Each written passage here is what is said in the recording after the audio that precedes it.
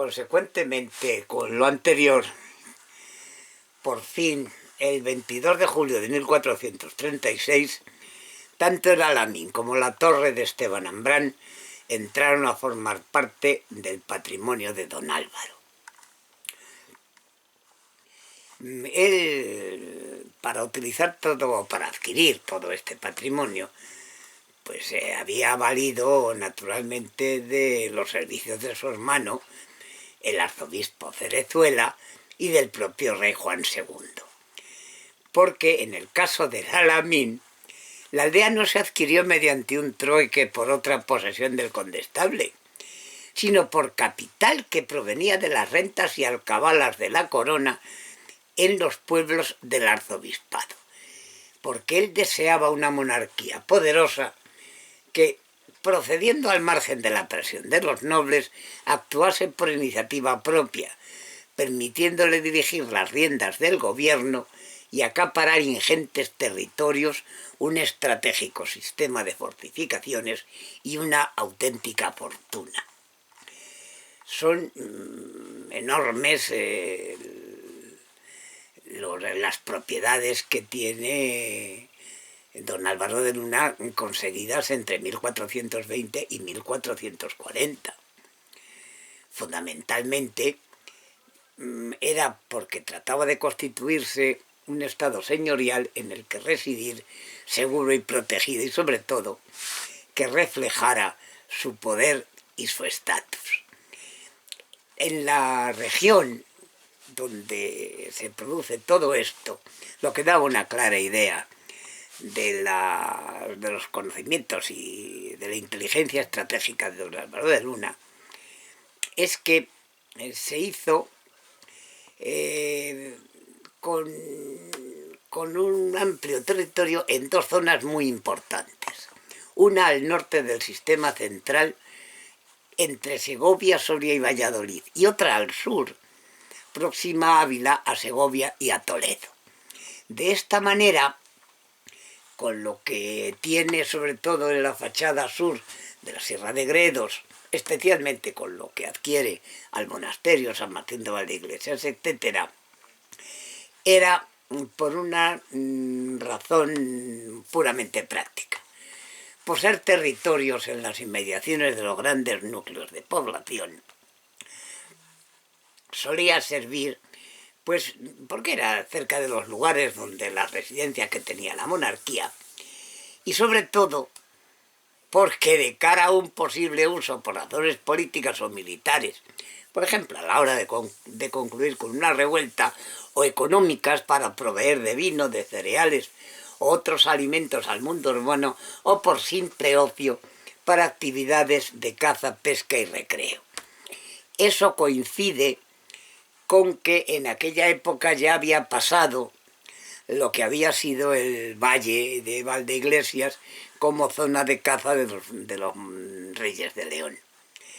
Pero todo este territorio que él abarcaba discurrían las redes de comunicaciones más frecuentadas por el rey en sus desplazamientos por el reino, de forma que con su tutela, pues Álvaro de Luna perseguía otros dos fines: mantener la paz en los caminos en socorro de la monarquía y poner al rey, vamos, en una palabra, bajo su inspección. De ahí, desde el punto de vista económico, el control del territorio al sur del sistema central pues ofrecía grandes posibilidades, porque algunos de los caminos que discurrían por allí eran rutas de la red de trashumancia de la Mesta, de modo que su control suponía opíparos beneficios en concepto de tránsito animal. De los puertos mesteños más transitados y rentables de toda Castilla, 3 estaban ahí: Ramacastañas, Torre de Esteban Ambrán y la famosa Venta del Cojo. Además, toda esta zona eran célebres por su riqueza cinegética desde tiempos muy anteriores al propio Alfonso X, con lo que no solo podían generar beneficios económicos, sino también de influencia y de diversión. Con todas estas ventajas y todas estas actuaciones de carácter estratégico, político, simbólico, económico e incluso de ocio, de su control sobre las tierras, como decimos, al sur de Gredos,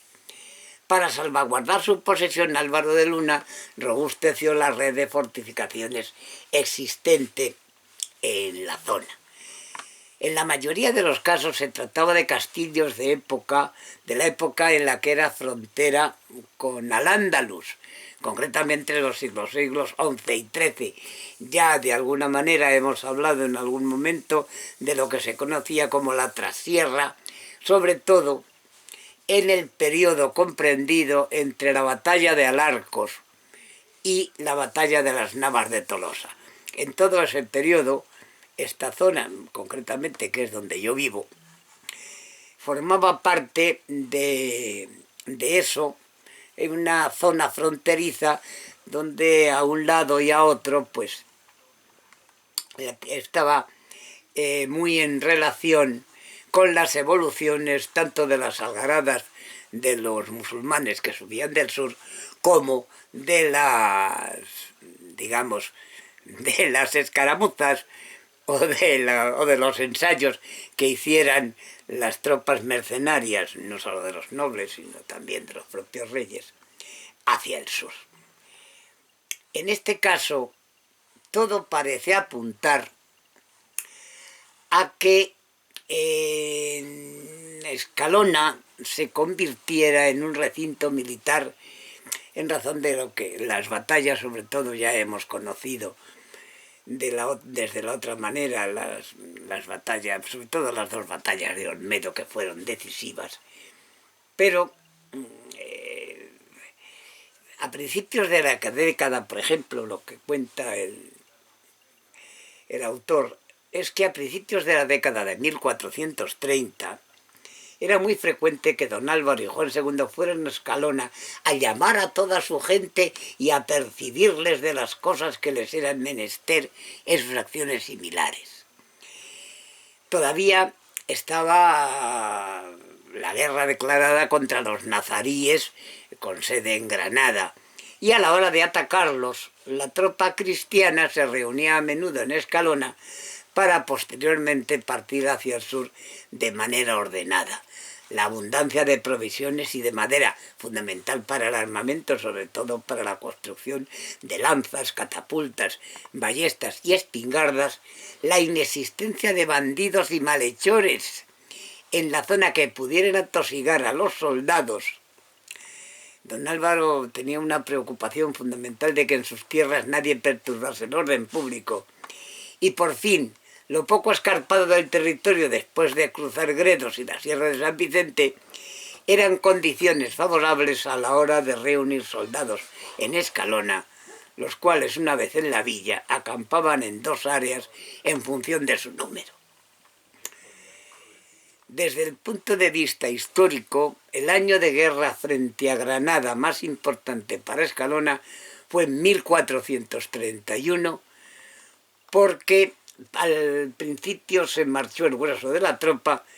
y unas jornadas más tarde el propio Juan II, su privado y sus comitivas, que se trasladaron a Toledo con el fin de velar armas en la catedral durante una noche para pedir ayuda a Dios en el conflicto que se aproximaba. Es curioso, entre la relación que había entre Escalona y Toledo, porque en lo relativo a la guerra, Toledo era el boato, la imagen pública y la excelsitud, la búsqueda de gloria y fama, la propaganda y la ideología. Por el contrario, en Escalona, los conflictos bélicos no se revelaban con tintes gloriosos, sino como eran y son en realidad nerviosismo y miedo, incredulidad y duda, apuros económicos y problemas de logística, heroísmo y temor. En Escalona la imagen no contaba como en Toledo. En sus alcázares el rey y don Álvaro podían sentirse tranquilos, no eran el foco de todas las miradas. Aquí, de alguna manera, jugaban en su campo, por lo que resulta lógico que más allá de las ceremonias y los ritos de la guerra, Juan II y su privado prefiriesen acudir a Escalona en lugar de organizar sus actividades, porque allí se encontraban lejos de presiones y de rumorologías.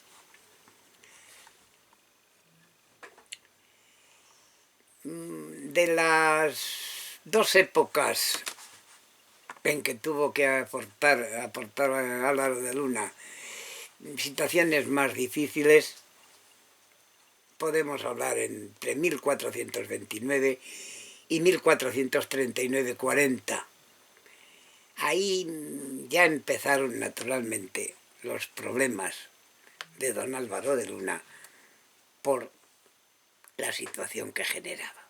Que tengáis buena tarde.